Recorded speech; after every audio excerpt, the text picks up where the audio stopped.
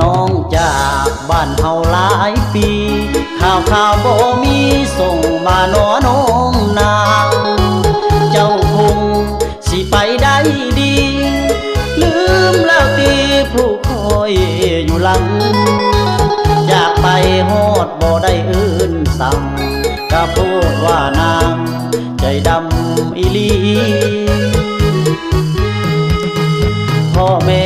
น้องอยู่บ้านนาเป็นห่วงการดาทุกวันเลยนี่เจ้าเครียดเจ้าสั่งผู้ใดน้องสำไว้จริงได้ห่างนี้เจ้าจาก